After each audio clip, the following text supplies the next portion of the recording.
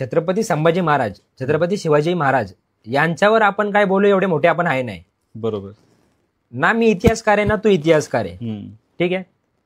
आणि बोलायला गेलं तर इतिहास खूप मोठा आहे महाराजांचा, दोन्ही महाराजांचा असू दे, इतिहास खूप मोठा आहे. आणि आपल्या जनरेशनला किंवा पुढच्या जनरेशनला आपण एकच गोष्ट देऊ शकतो जे आपल्याला भेटले नाही. आपल्याला इतिहास काय माहिती आहे? आपल्याला इतिहास एवढाच माहिती आहे, अफजल खानाचा वध, शाहिस्तेखानाची बोटं छाटली, हा पुरंदरचा तह केला, आपल्याला हाच इतिहास माहिती आहे. जो चौथीच्या पुस्तकात आहे तोच इतिहास माहिती आहे, तोही आता काढलाय. हा, आणि ह्याच्या व्यतिरिक्त पण इतिहास आहे. ठीक आहे. आणि हा इतिहास कधी माहित पडेल तर आपण आपल्या जनरेशनमध्ये, आपल्या पुढच्या जनरेशनमध्ये त्याबद्दलची आवड निर्माण करू. आता जे तू आणि मी आता हे व्हिडिओद्वारे सांगतो, ही पण एक त्याचाच भाग आहे.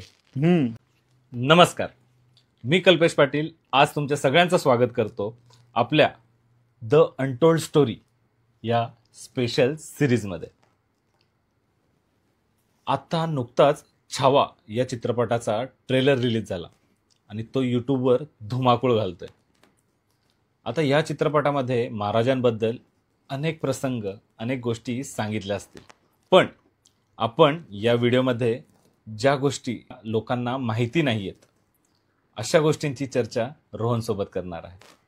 माझ्या मनात एक प्रश्न आहे की औरंगजेब एवढा मोठा बादशाह होता, ज्याच्याकडे एवढं मोठं साम्राज्य होतं, एवढी मोठी सेना होती, आणि छत्रपती शिवाजी महाराज घे किंवा छत्रपती संभाजी महाराज घे, तर त्यांच्याकडे एवढी मोठी सेना नव्हती, एवढं मोठं राज्य नव्हतं, तरी सुद्धा त्यांना एक दैवत्व प्राप्त झालं होतं.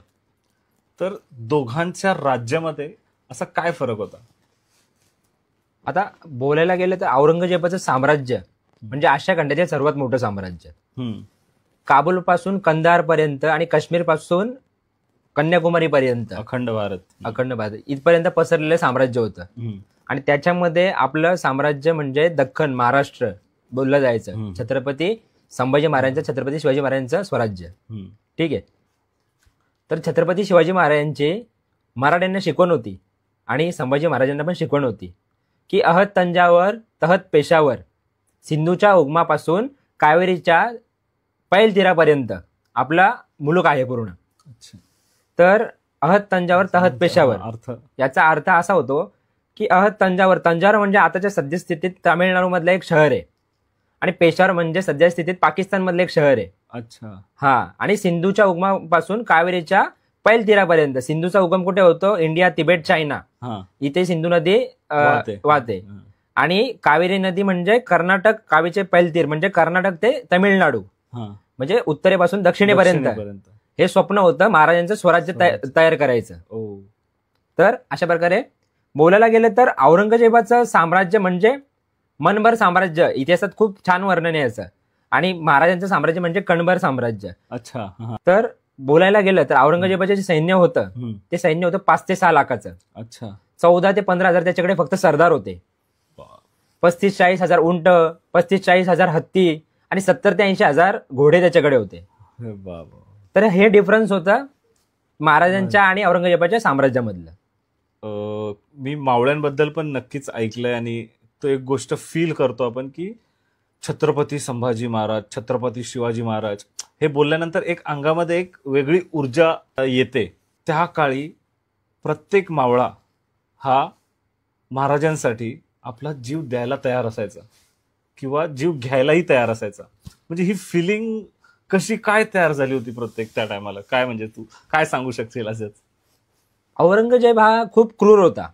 क्रूर म्हणजे की त्याने बादशाहीच्या गादीवर बसण्यासाठी त्याने त्याच्या बापाला अटक केलं, शहाजहानला अटक केलेलं. ठीक आहे. त्याचे 3 भाऊ झाले. ठीक आहे. त्याच्यात दारा शिकोह झाला, शाह शुजा झाला आणि मुराद बख्श ज्याचं नाव. या तिघांना त्याने त्यांचा म्हणजे काय बोलतात त्यांचा खून केला. अच्छा. सख्या भावांचा त्याने खून केला. आणि त्यातला जो दारा शिकोह आहे त्याचं तर मुंडकं छाटून त्याने वेशीवर असं लटकवून ठेवलेलं. म्हणजे एवढा क्रूर होता. याच्यावरून आपण इमॅजिन करू शकतो का औरंगजेब किती क्रूर होता. त्याच्या दरबारात त्याची शिस्त अशी होती की कुठला सरदाराचे मान वरती करून बोलणार नाही, एवढी शिस्त होती त्याची. छत्रपती संभाजी महाराजांनी छत्रपती शिवाजी महाराज आग्र्याच्या भेटीत गेलेले, त्याच्यात चांगलं वर्णन केलेलं आहे त्याचं. तर अशी शिस्त होती. तर आपण त्याच्यावरून इमॅजिन करू शकतो की त्याचा राज्यकारभार चालवायची जी पद्धत असेल ती किती शिस्तप्रिय असेल म्हणजे असेल. तर ह्याच्यावरून म्हणजे स्वराज्यातील काही म्हणजे आपले स्वराज्यातील असो किंवा पूर्ण भारतातल्या गोष्टी असू दे, याच्यामध्ये औरंगजेबाचं म्हणजे एक कारभार चालवण्याची पद्धत होती. जसं की स्त्रिया सुरक्षित नव्हत्या, शेतकरी लोक असू दे किंवा कामगार लोक असू दे, यांना जो कर लादला जायचा तो कर खूप जास्त लादला जायचा. कधी एखाद्या वेळेस जर दुष्काळ पडला तर औरंगजेब तरी पण त्यांना कर माफ करत नव्हता. आणि या उलट छत्रपती शिवाजी महाराज झाले. शिवाजी महाराजांनी स्वराज्याची स्थापना केली. स्वराज्याची स्थापना केली तर शिवाजी महाराजांनी स्वराज्य, नावच काय, स्वराज्य. स्वराज्य म्हणजे स्वतःचे राज्य. ठीक आहे, हे राज्य माझे आहे म्हणजे तू समजायला पाहिजे. आणि लोकांच्या मनात ती भावना शिवाजी महाराजांनी रुजवली. अच्छा. हा, म्हणजे शिवाजी महाराजांनी असं नाही दुजाभाव नाही केला की श्रीमंतांनीच या किंवा गरिबांनीच या, असं नाही. सगळ्यांसारखे सेम होतं, ते सारखंच होतं. ठीक आहे. आणि याच्यामध्ये दुष्काळ पडला कधी तर पहिली गोष्ट शेतीसाठी शिवाजी महाराज शेतकऱ्यांना बी बियाणे फ्रीमध्ये द्यायचे, मोफत द्यायचे. अच्छा. आणि महाराजांची एक सगळ्यात चांगली गोष्ट हे होती की निजामशाही झाली, आदिलशाही झाली आणि मुघल झाले, यांच्या राज्यकारभारामध्ये त्यांच्या म्हणजे राज्यामध्ये आया बहिणी आणि आपल्या ज्या लेकी होत्या त्या सुरक्षित नव्हत्या. आणि मेन आपल्याला काय पाहिजे असतं, आपले महाराष्ट्रीयन लोक म्हणजे भोई लोक. आपल्याला म्हणजे आपल्याला आपला कुटुंब प्रिय आहे. तर तशी म्हणजे कोणाला नाहीये, पूर्ण सगळ्यांनाच असतं ते. तर मग लोकांना सुरक्षितता इम्पॉर्टंट वाटत होती. आणि महाराजांनी तेच सांगितलं की तुम्हाला जर वाटत असेल तुमची उद्याची पिढी चांगली नांदावी, तुमच्या आया बहिणी लेकी सुरक्षित राहाव्या, तर तुम्ही स्वराज्यात या. अच्छा. हे स्वराज्य तुमचंच आहे. तर यामुळे महाराज म्हणजे जिवंतपणे प्रेरणास्थान बनलेले लोकांचे. आणि या गोष्टीमुळेच महाराजांसाठी लोक मरायलाही तयार होते आणि मारायलाही तयार होते. अरे वा.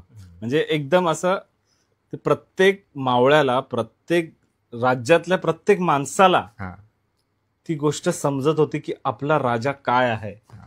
म्हणजे त्यांनी मनापासून त्यांना महाराज म्हटलंय, म्हणून आपण त्यांना छत्रपती बोलतोय. मला ही गोष्ट आता समजली की ती भावना का होती की आपल्यात एक रक्त सळसळतं. आता बघा का, अजून मी एक गोष्ट ऐकली की जेव्हा मुघल म्हणजे औरंगजेबाचे घे, निजामाचे घे, कोणाचेही घे, की त्यांना जर जंगलामध्ये आपला एखादा मराठा दिसला तर त्यांच्यात तोंडून निघायचं. हे आपण अनेक चित्रपटांमध्ये सुद्धा बघितलंय. आणि तो एक डायलॉग फेमस आहे, हुजूर मराठे आले, हुजूर मराठे आले, की ह्या वाक्यानंतर पूर्ण मुघल असे कापायचे. ती एखादी म्हणजे अशी स्टोरी होऊन जाऊ दे ना, म्हणजे जशी त्या दिवशी सांगितली तशी एखादी. तर आपण आतापर्यंत बघितलं छत्रपती शिवाजी महाराजांच्या कारकिर्दीमध्ये औरंगजेब कधी महाराष्ट्रात आलाच नाही, पहिली गोष्ट ही. दुसरी गोष्ट, संभाजी महाराजांचं राज्याभिषेक झालं आणि संभाजी महाराज छत्रपती झाले, स्वराज्याचे दुसरे छत्रपती झाले. आणि त्याच्यानंतर आपण मागच्या भागात बघितलं की छत्रपती संभाजी महाराज आणि हंबीर मामा यांनी बुऱ्हाणपूरची लढाई जिंकली, लढाई लढली, बुऱ्हाणपूरला धुतलं. दुसरा अटॅक करतात, दुसरं आक्रमण करतात औरंगाबादवर. अच्छा. आणि औरंगाबादवर आक्रमण करतात आणि औरंगाबादला एवढं धुतात की तिथे औरंगजेबाच्या नावाशिवाय काय ठेवतच नाही. त्याच्यात औरंगजेबाला तिसरा झटका हा बसतो की त्याचा मुलगा अकबर छत्रपती संभाजी महाराज येऊन मिळतो. औरंगजेबाचा मुलगा तो छत्रपती संभाजी महाराजांना येऊन मिळतो. अच्छा. आणि बोलायला गेलो तर अकबरालाही कळून चुकलेलं की माझ्या बापाशी म्हणजे औरंगजेबाशी भिडणारा आणि लढणारा एकच व्यक्ती येते, तो म्हणजे छत्रपती संभाजी महाराज. हे त्यालाही कळलेलं की महाराज किती ग्रेट आहेत. आणि तो येतो इकडे आणि औरंगजेब चौथा होतो, त्याला सुचत नाही काय. आणि तो शेवटी या दोन गोष्टी त्याच्या हादरा बसलेला, औरंगाबाद जे शहर येते ते त्याच्या नावावर आणि बुऱ्हाणपूर त्याची राजधानी होती दक्षिणेतली. आणि अकबर पण मिळाला. या गोष्टीमुळे तिन्ही गोष्टीमध्ये तो चौथा होतो. आणि तो त्याची सर्व 5-6 लाखाची सेना घेऊन तो डायरेक्ट दख्खनमध्ये यायचा विचार करतो आणि निघतो दख्खनेकडे. अच्छा. आक्रमण करायला. पण संभाजी महाराज म्हणजे छत्रपती शिवाजी महाराजांचाच अंश, या ते याहून औरंगजेबाहून डबल पेटून उठतात आणि तो दख्खन येत होतो तर आपल्या फौजा उत्तरेत जाऊन अक्षरशः त्याच्या एरियात जाऊन संभाजी महाराजांनी पराक्रम गाजवलेले आहेत. अच्छा. तर औरंगजेबाला समजत नाही की आता मी करू तरी काय. मग औरंगजेब वैतागून त्याचा दरबार भरवतो सरदारांचा आणि दरबारात विचारतो की ऐसा क्या किया जाए जिसकी वजह से मराठे मेरे सामने आके घुटने टेकेंगे. अच्छा. आणि तेव्हा त्याचा एक सरदार सांगतो की हुजूर मराठों की जान उनकी गड किल्लों में है. जर आपण गड किल्ले जिंकले तर मराठे खुद बघू आपणे पास आएंगे, म्हणजे स्वतःहून आपल्याकडे येतील आणि गुडघे टेकतील. आणि त्याला ही आयडिया आवडते, त्याला ही कल्पना, त्याला युक्ती खूप आवडते आणि तो बोलतो की बहुत खूप. तो विचारतो मग असं कोणता किल्ला आहे की जो आपण सहजरित्या जिंकू शकतो. अच्छा, म्हणजे सुरुवात सोपी. हा, म्हणजे त्याला असं वाटतं की या पहिल्याच घासाला खडा नको लागायला बाबा. म्हणजे कुठून, कारण ऑलरेडी बुऱ्हाणपूरची लढाई छत्रपती संभाजी महाराज जिंकलेली, औरंगाबादला झटका दिलेला होता. म्हणजे सैन्याचं जे धीर असतो तो मनोबल ते खचून गेलेलं होतं. आणि औरंगजेब फक्त अक्षरशः काय बोलतात रडत होता एक विजयासाठी, का मला कधी मी जिंकेल, कधी मी जिंकेल. हा, आणि छत्रपती संभाजी महाराज ती गोष्ट होऊनच देत नव्हते. आणि मग औरंगजेब विचार करतो की काय करायचं. मग त्याला त्याचा सरदार सांगतो की हुजूर रामशेज म्हणून एक किल्ला आहे नाशिक पासून 15-20 किलोमीटरच्या अंतरावर. मग औरंगजेब विचारतो की किती फौजपाटा आहे तिथे. हुजूर जास्त नाही, 500-600 मावळे असतील फक्त तिथे. बहुत खूप. रामशेज कोण जाणार घ्यायला. ओके. आणि शाबुद्दीन खान नावाचा एक सरदार असतो, तो उठतो, हुजूर मैं जाऊंगा. बहुत खूप, तो बोलतो औरंगजेब. आणि शाबुद्दीन खानाला तो विचारतो की तू किती वेळात हा किल्ला जिंकून आणशील. हुजूर 1 दिवसात किल्ला घेऊन येतो आणि तुमच्या पायाशी ठेवतो. ओके. शाबुद्दीन खान त्याला बोलतो ऍटिट्यूडने. आणि मग याच्या पुढे आता 10-15 हजारची फौज औरंगजेब त्याला देतो आणि आक्रमणाला निघतो. आणि तिकडे फक्त 500-600 मावळे आहेत. आणि शाबुद्दीन खान आक्रमणाला रामशेजला निघतो, तेव्हा रामशेजचे किल्लेदार होते सूर्याजी जेधे. हा, आणि याच्याबद्दल इतिहासात भरपूर काय काय अशा स्टोरी आहेत की कोण म्हणतं रामाजी पवार होते, कोण म्हणतं रामजी पांगेरा होतं. पण इतिहासमध्ये जसं मी विश्वास पाटील यांचं एक संभाजी म्हणून एक पुस्तक आहे त्यांचं, संभाजी महाराजांवर लिहिलेलं, त्याच्यात मी वाचलेलं आहे की सूर्याजी जेधे होते. आणि भरपूर इतिहासकारांच्या मध्ये सूर्याजी जेधेच होते. अच्छा. पण काही ठिकाणी वादविवाद केलेला आहे की रामजी पांगेरा, रामाजी पवार वगैरे असतील, तर तो इतिहासाचा भाग आहे. पण बहुतेक इतिहासकारांच्या मध्ये सूर्याजी जेधे होते. आणि सूर्याजी जेधे किल्लेदार होते आणि 500-600 मावल्यांना लीड करत होते. आणि शाबुद्दीन खान रामशेज किल्ल्याला वेढा घालतो आणि आक्रमण करतो. आणि किल्ल्यावर असतात 600 लोक, करतात चढाई चालू करतात किल्ल्यावर. चलो आगे चलो आगे चलो आगे. शाबुद्दीन खान बोलतो त्याच्या सैन्याने चलो आगे चलो आगे चलो. निम्म्यापर्यंत पोहोचतात मुघल. मराठ्यांचा हालचाल नाही, प्रतिकार नाही, मराठी बघतायत मजा. परत शाबुद्दीन चलो आगे चलो आगे चलो आगे चलो आगे, वरपर्यंत पोहोचतील, किल्ल्यावर पोहोचतील, जिंकलो किल्ला. शाबुद्दीन खानाला असं वाटतं का आता मराठे न लढताच किल्ला जिंकतात तुम्हाला. तसा वरून गोपनांचा असा वर्षा होतो, दगडांचा वर्षा होतो की एक दगड त्या शाबुद्दीन खानच्या डोक्यालाच येऊन लागतं. आणि तसा शाबुद्दीन खान चलो पिछे. अच्छा. सगळे सैन्य शाबुद्दीन खानाच्या मागे, नुसता गोपणींचा आणि दगडांचा वर्षा होतो वरून. आणि शाबुद्दीन खान तसा पळून जातो, पाठीला पाय लावून पळून सुटतो, डायरेक्ट पळत सुटतो. जो शाबुद्दीन खान बोललेला की मी एका दिवसात किल्ला जिंकून आणेल, तो शाबुद्दीन खान रात्री त्याच्या तंबूमध्ये जखमा शेकत बसलेला असतो. म्हणजे एवढे हाल करून ठेवलेले असतात मराठ्यांनी, 500-600 मावळे. तो शाबुद्दीन खान विचार करतो की बाबा एक 500-600 मावळे काय लढतायत, दगडाने लढतायत. मग त्याचा एक सरदार येतो, तो त्याला सांगतो हुजूर आज आपण उभ्याने गेलो, आपल्या डोक्याला दगड लागले, उद्या आपण झोपून जाऊ, म्हणजे दगड डोक्याच्या वरून जातील, आपल्या दगड लागणार नाही. त्याला वाटतं अरे वा चांगली कल्पना आहे. दुसऱ्या दिवशी तसे निघतात, झोपत सरपडत जातात. मराठ्यांचा हल्ला ना, म्हणजे हालचाल ना प्रतिकार, काहीच नाही, शांत मराठे. जशा निम्म्यापर्यंत आले, वरती पोहोचणार, रात्रभर मराठ्यांनी जागून मोठी मोठी दगड गोळा केलेली असतात, देतात ढकलून. जे उरले सोडलेले शाबुद्दीनचे सैन्य होते सगळ्यांचा चेंदा मेंदा, मोठ्या दगडांखाली चेंदा मेंदा. शाबुद्दीन खान त्याला माहिती होतं मराठी असं काहीतरी करतील, तो खालीच थांबलेला. अच्छा. त्याने फक्त सैन्याला उरल्या सोडल्या सैन्याला वरती पाठवून दिलेला. हा, आता त्याला समजत नाही तो चौथा, तो नक्की करावं काय. हे मराठ्यांना स्वतः खाली येतात लढायला ना, आम्हाला वरती येऊ देतात, करायचं तर करायचं काय. मग तेव्हा तो परत त्याच्या सरदारांना बोलवतो सगळ्यांना, आता काय करायचं, हे ना खालती येतात ना आपल्याला वरती येऊ देत, काय करायचं.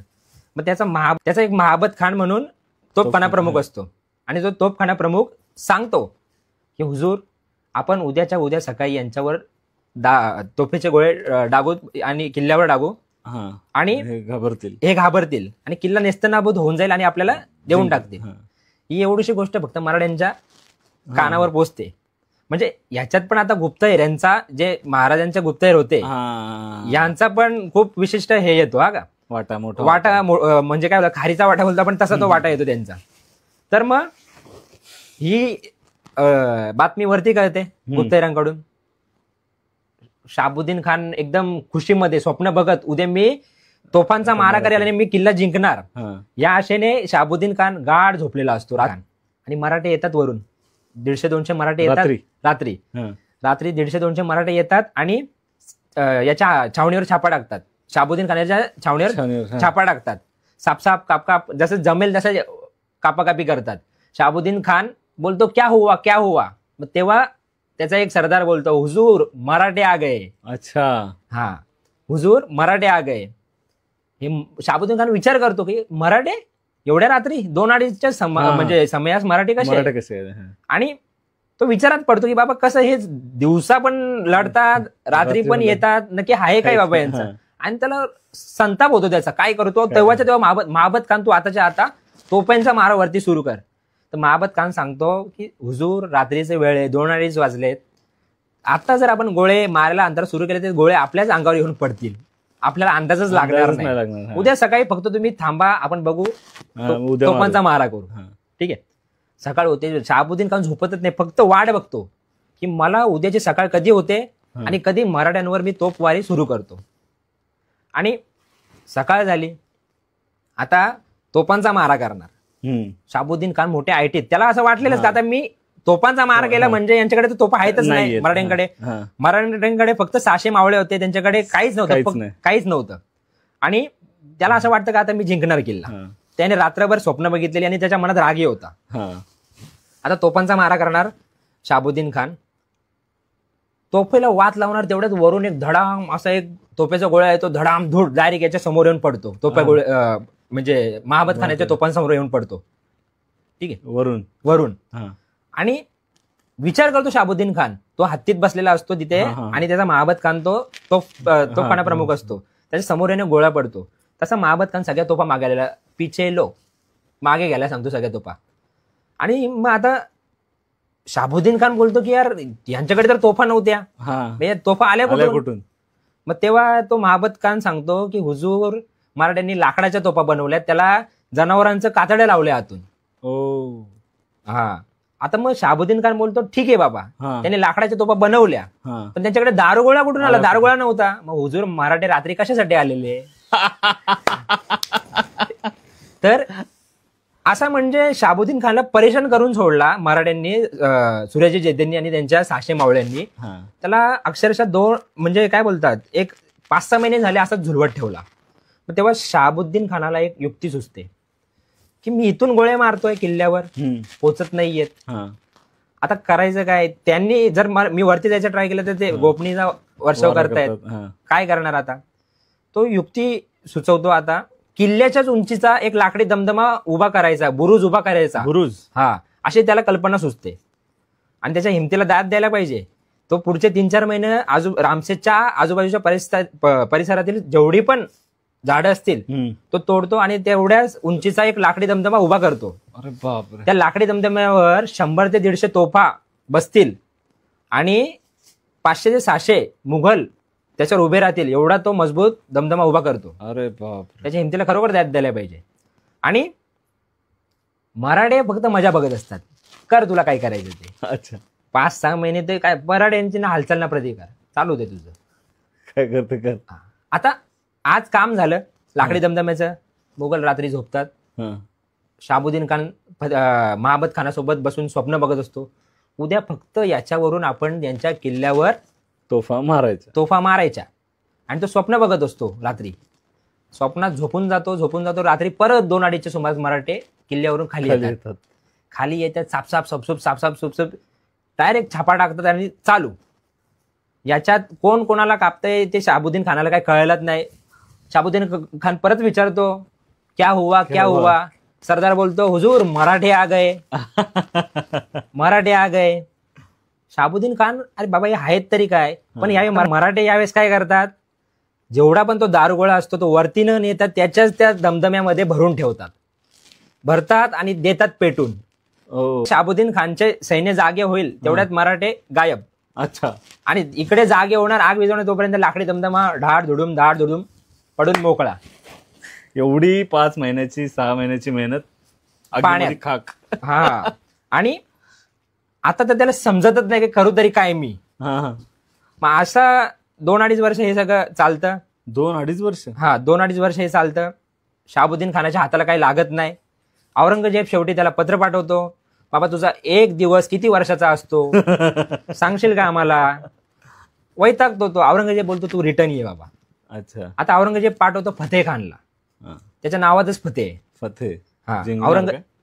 त्याला याला 10-15 हजारचं सैन्य दिलेलं, याला 20-25 हजारचं सैन्य देऊन औरंगजेब पाठवतो.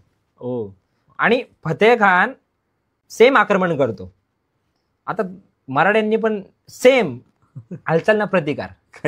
चाललेत पुढे आक्रमण करतो. याला वाटलं घेतला किल्ला, आता घेतला, पोचणार तर तेच गोपनींचा वर्षाव दिले दगड ढकलून. फतेह खानाला समजलं आपला निभाव लागणार नाही. शेवटी मग फतेह खान यावेळेस काय करतो, किल्ल्याच्या 4ही साईडून तोफांचा वर्षाव करतो. 4ही बाजूने. पण आता यावेळेस तर मराठ्यांकडे हे नव्हतं, दारुगोळा नाहीये. त्यावेळेस तर मराठ्यांनी त्याच घेऊन त्यालाच हे केलेलं. मग आता करणार काय, ह्या 4ही बाजूने हे करतो, तोपमारी करतो. आणि फतेह खानच्या तोफा पोचतच नव्हत्या, कारण मराठे असं काही ना काहीतरी करायचे. फतेह खानच्या तोफ्याचा गोळा पोचत नसायचा. एखादा गोळा पोचला, एखादी बुरुज ढासळला, त्याला खूप आनंद व्हायचा. वाह वाह असं करत राहायचा तो फतेह खान. आणि एका रात्रीमध्ये, म्हणजे आज जर बुरुज ढासळलाय तर उद्या सकाळपर्यंत तो बुरुज तसाच असायचा. म्हणजे सूर्याजी जेदे यांच्या काय बोलतात अंडरमध्ये 500-600 जे मावळे आहेत ते एका रात्रीत तो बुरुज तसा बांधायचे. अरे बापरे, रात्रीच, एका रात्रीतच. आणि दुसऱ्या दिवशी तो तसाच भेटायचा. म्हणजे फतेह खानला विश्वास नव्हता बसत की नक्की हाय काय. आणि मराठ्यांचे गुप्तहेर म्हणजे बोलायला आता आपण काय विचार नाही करू शकत. मराठ्यांच्या गुप्तहेरांनी अफवा आणली, किल्ल्यावर मराठ्यांची भूत आहेत. मराठ्यांची भूत आहेत. आणि मुघल माहिती आहेत ना, मुघलला नुसते त्यांच्या मनात भीती ऑलरेडी होती. कसली? अजून घाबरले. त्यांच्या ऑलरेडी मनात भीती होती की मराठी कसे काही करू शकतात. त्यांच्या मनात भीती होती मराठ्यांची किल्ल्यावर भूत आहेत. आणि इव्हन तुम्ही गुगलवर सर्च करा, युट्यूबवर सर्च करा, आणि इतिहासात पण सर्च करा, अशा स्टोऱ्या तुम्हाला भेटेल की रामशेजवर 500-600 भूत होती मराठ्यांची आणि त्यांनी किल्ला लढवलाय. अशाही स्टोऱ्या तुम्हाला, अशाही कहाण्या इतिहासामध्ये बघायला भेटतील. अरे बापरे. आणि आता ही अफवा आली. फतेह खानचा विश्वास नसतो या गोष्टींवर, भूतप्रेत वगैरे. फतेह खानाचा एक सरदार येतो, हुजूर माझ्याकडे एक मांत्रिक आहे. अच्छा. तो भूतवश करतो, बघत घेऊन येतो. तो भूतवश करतो आणि तो मराठ्यांचे भूतवश करेल आणि आपल्याला किल्ला जिंकून देईल. फतेह खानला या गोष्टीवर विश्वास नसतो, पण त्याला माहिती आहे जे शहाबुद्दीन सोबत झाले ते माझ्यासोबत होतंय. म्हणजे त्याला किल्ला जिंकण्याची लय घाई झालेली होती. तो तयार होतो, मांत्रिकाला बोलवतो. मांत्रिक बोलतो, हुजूर मैं आपको 1 दिन में किला जीत के दिखाऊंगा. अच्छा, हा पण तेच बोलतो. कोण? जो मांत्रिक येतो तो मांत्रिक. आणि मांत्रिक बोलतो, मी एका दिवसात किल्ला जिंकून देतो, तुम्ही फक्त मला 100 तोळ्याचा एक सोन्याचा नाग बनवून द्या. नाग? आणि फतेह खान त्याला बनवूनही देतो. आणि फतेह खानला वाटतं आता बाबा मांत्रिकाच्या जादूने भूत पळून जाणार आणि आम्ही जिंकणार. आणि मांत्रिक पुढे, दुसऱ्या दिवशी म्हणजे सकाळी मांत्रिक पुढे, त्याच्या मागे फतेह खानचं सैन्य आणि फतेह खान चाललेत पुढे. मराठ्यांचा हालचालना प्रतिकार. मराठी मजा बघतायत. आले जसे निम्म्यापर्यंत एक गोपनीचा फटका दिला मांत्रिकाच्या छातीवरच डायरेक्ट. मांत्रिकाच्या छातीवर आला, मांत्रिकचे डोळे पांढरे कडून मांत्रिक तिथेच पडला. आता फतेह खानचं जे सैन्य होतं त्यांना असं वाटलं की भूतानेच काय बाबा केलं का काय. रिटर्न. फतेह खानचं सैन्य रिटर्न, पाठीला पाय लावून पळाले. आणि 2-2.5 वर्ष परत हे असंच चालतं. फतेह खानच्या वाट्याला काहीच लागत नाही. फतेह खान वैतागतो. औरंगजेब सांगतो रिटर्न ये. आता काय होणार नाही. शहाबुद्दीन खान झाला, फतेह खान झाला. आता औरंगजेब पाठवतो कासम खानाला 35-40 हजारचं सैन्य घेऊन. अरे बापरे, डबल टिब्बल. याला 15-20 होतं, इकडे 20-25 हजार दिले. आता 35-40 हजाराचं सैन्य आणि इकडे 500 आहेत. पण आता शहाबुद्दीनने स्वतःसोबत काय झालं आणि फतेह खानने स्वतःसोबत काय झालं हे सांगितलं कासम खानाला पण आणि औरंगजेबाला पण. ठीक आहे की हे मराठे कोणाच्या हाती लागणार नाही. आणि आता होतं काय, हा कासम खान एक युक्ती सुचवतो. ठीक आहे. आणि करतो काय, 4-4.5 वर्ष झाला किल्ला लढवत आहेत मराठी 500-600. आता किल्ल्यावर अन्न पाण्याची तर सोय लागतेच काहीतरी. एवढं वर्ष झालं म्हणजे. छत्रपती संभाजी महाराजांना ही गोष्ट माहिती होती की माझे 500-600 मावळे एवढ्या लोकांना भारी पडतायत. आणि हा कासम खान काय करतो, जे किल्ल्यावर रसद पोचवतात, राशन पाणी पोचवतात, त्या जेवढ्या वाटा आहेत, मार्ग आहेत, ते सगळे बंद करून टाकतो. अरे बापरे. म्हणजे आता असे तरी लढून मरणार नाही, उपाशी मारायचे यांना. आणि तो असं युक्ती लावतो. आणि जिथे जिथून जाणार रसद घेऊन आपले मावळे, ते सगळ्या वाटा बंद करून टाकतो तो. अरे आता मग उपासमारीची वेळ येते मराठ्यांवर. आणि उपासमारीने तर आपण लढाई लढू शकत नाही. मग छत्रपती संभाजी महाराज एक युक्ती लढवतात आणि रूपाजी भोसले आणि मानाजी मोरे या 2 सरदारांना, आपल्या मराठी सरदारांना 10,000चं सैन्य देतात आणि कासम खानावर आक्रमण करायला सांगतात. 10,000?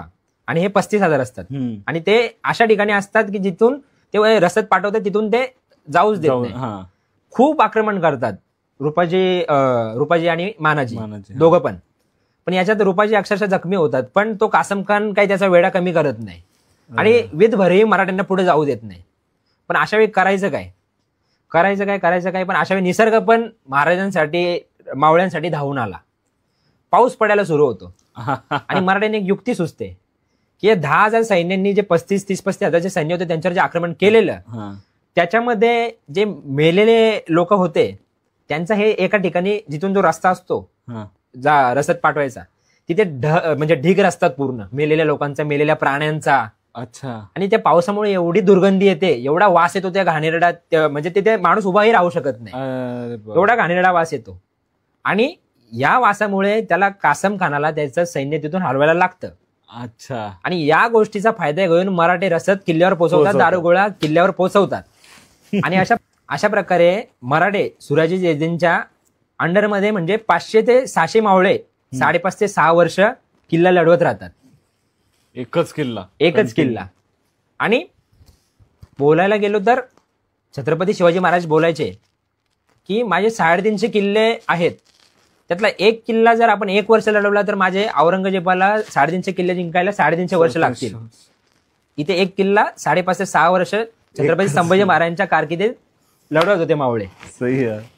आणि आपण ह्याच्यावरच विचार करू शकतो की छत्रपती संभाजी महाराज काय व्यक्तिमत्व होते आणि का आदर्श, का प्रेरणास्थान, का आधारस्तंभ, सगळ्या गोष्टी का म्हणजे लोक बोलत होते त्यांना.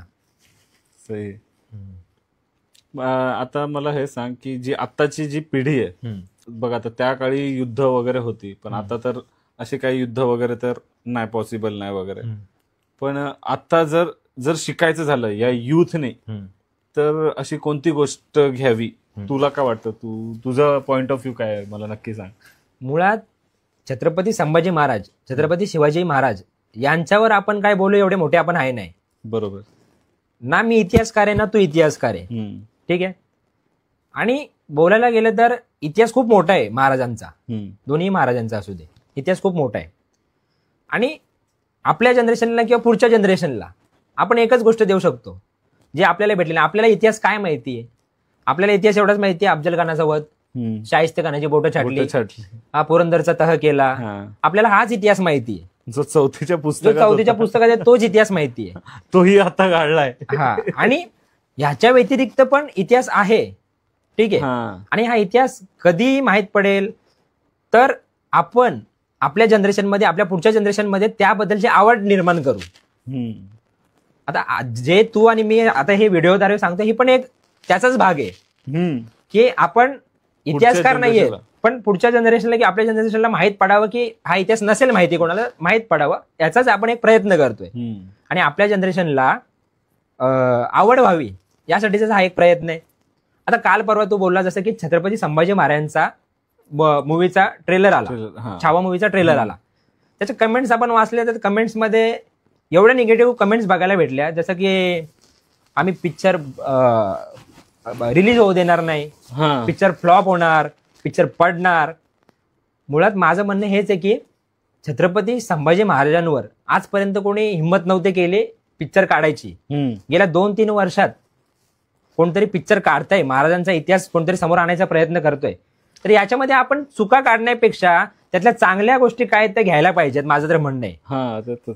चुकीचा इतिहास, माझं म्हणणं काय आहे की आता लोकांच्या कमेंट्स होत्या त्याच्यात लेझिम नृत्य करताना दाखवलंय संभाजी महाराजांना. हा एक सीन आहे. हा, तर आपण लेझिम बोलायला गेलो तर हा पारंपरिकच नृत्य आहे. हा, म्हणजे एक आपली संस्कृती आहे ना. हा, लेझिमच नाही, भारूड झालं, कीर्तन झालं, भजन झालं, गोंधळ झाला, हे महाराजांच्या काळातूनच आलेली गोष्ट आहे. अच्छा. आणि बोलायला गेलं तर आपण महाराजांना काय इमॅजिन करतो, छत्रपती शिवाजी महाराज आणि छत्रपती संभाजी महाराज जर आपण बघितलं तर आपल्या समोर काय, म्हणजे आपल्या समोर येतं की त्यांनी लढाई लढल्या, त्यांनी हे केलं. आपल्या समोर लहानपणापासून जन्मल्यापासून त्याच स्टोरी आल्यात, त्याच कहाण्या आल्यात की ती महाराजांनी लढाई लढल्या. पण लढाया सोडून पण छत्रपती शिवाजी महाराजांना संत तुकारामांचा, संत समर्थ रामदासांचा सहवास लाभला. या गोष्टी नाही कोणी शो केल्या आजपर्यंत. आणि कदाचित हे भारूड, गोंधळ या गोष्टी तेव्हा झाल्या असतील, पण त्या बघायलाच भेटल्या नाही आपल्याला. आपला इतिहास फक्त लढ्यांपुरतेच मर्यादित ठेवलेला आहे. आणि द अनटोल्ड स्टोरीज. हा, आणि मला हे बोलायचं आहे की महाराजांमुळे आपण आहे, हे मेन आपल्याला कळायला पाहिजे. आपल्यामुळे महाराज नाही आहेत, महाराजांमुळे आपलं अस्तित्व आहे. छत्रपती संभाजी महाराज, छत्रपती शिवाजी महाराजांमुळे आपलं अस्तित्व आहे, हे आपल्याला कळायला पाहिजे. महाराजांना फेमस व्हायची गरजच नाहीये, अजिबात नाही. महाराज हयात असताना म्हणजे आता छत्रपती शिवाजी महाराजांची एक कहाणी सांगतो तुम्हाला. छत्रपती शिवाजी महाराज दक्षिण दिग्विजयासाठी गेलेले, म्हणजे तमिळनाडूमध्ये. अच्छा. आणि तिकडे मल्लिकार्जुन म्हणून आताच एक देवस्थान आहे, ठीक आहे. त्या मल्लिकार्जुन देवस्थानाचा गोपुरा काहीतरी अर्धवट बांधलेला होता. गोपुरा? हा, गोपुरा असतो, म्हणजे आपले पिलर्स असतात तसे. अच्छा. हा, तर तिथे गोपुरा एक होता. आणि त्या गोपुऱ्यातलं अर्धवट बांधकाम छत्रपती शिवाजी महाराजांनी बघितलं, स्वतःच्या खर्चाने पूर्ण केलं. अच्छा. आणि हे तिथल्या लोकांना आवडलं की हा माणूस आहे दख्खन मधला, जो इकडे येऊन त्याने ते मल्लिकार्जुन देवस्थानाचा बांधकाम केलं. आणि याच्या आधी कित्येक राजे इथे येऊन गेले, पण त्यांनी कोणी लक्ष पण नाही दिलं. तर तिथल्या लोकांनी महाराजांच्या हयातीत, महाराज जिवंत असताना मल्लिकार्जुनच्या मंदिराच्या 4थ्या गोपुऱ्यात महाराजांचं महाराज जिवंत असताना स्मारक बांधलेलं आहे. अरे बापरे. तर आपण याच्यावरून समजू शकतो की महाराजांना फेमस व्हायची गरजच नाहीये. आपण उलट असं करायला पाहिजे, आपण असं बोलायला पाहिजे की आम्ही महाराजांचे वंशज आहे, आम्ही महाराजांचे वारसदार आहे.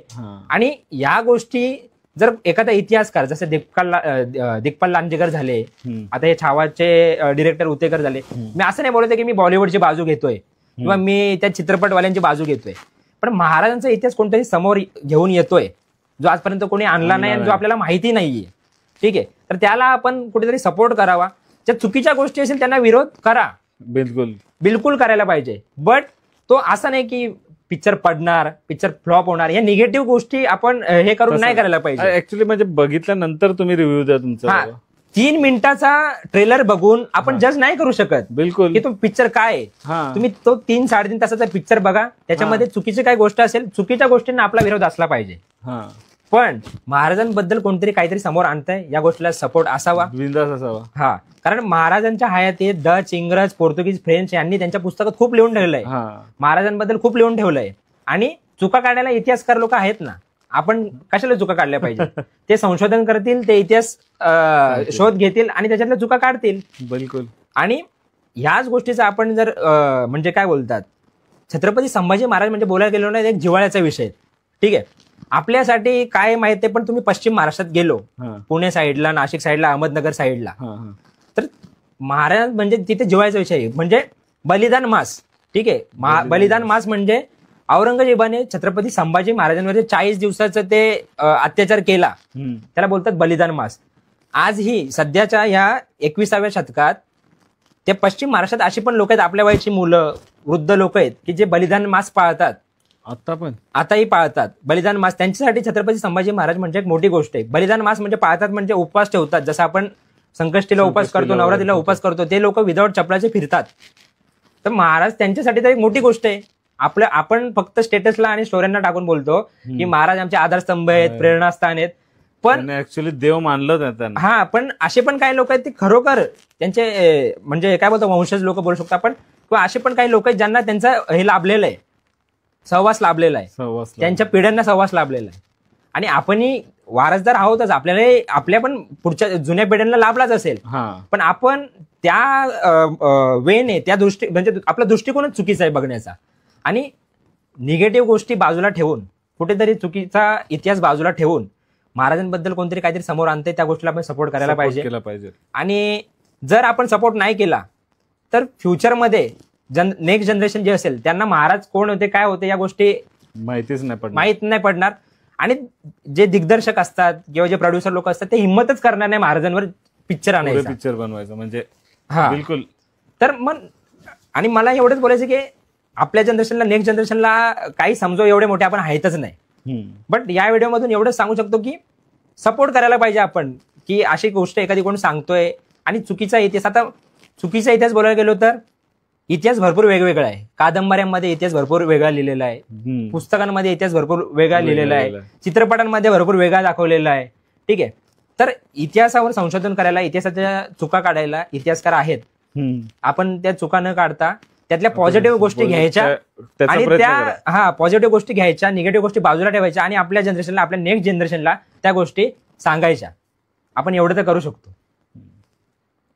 तर रोहन, खूप छान माहिती दिलीस तू. असं इतिहासाने असं भरलोय, माझ्या नॉलेजमध्ये सुद्धा खूप भर झाली असं फील येतंय. तर मी तुझ्या प्रेक्षकांना एवढं सांगू इच्छितो की अशाच जर काही तुम्हाला छत्रपती संभाजी महाराज, छत्रपती शिवाजी महाराज आणि इतिहासाबद्दल काही तुम्हाला ज्या न ऐकलेल्या गोष्टी असतील, ज्या इतिहास असेल, जर तुम्हाला ऐकायचा असेल तर तुम्ही कल्पेशच्या चॅनलला नक्कीच सबस्क्राईब करा, व्हिडिओला लाईक करा आणि व्हिडिओला जास्तीत जास्त शेअर करा. आणि सध्यापुरती आम्ही तुमची रजा घेतो. परत भेटू पुढच्या भागामध्ये. तोपर्यंत जय शिवराय, जय जिजाऊ, जय शंभूराजे.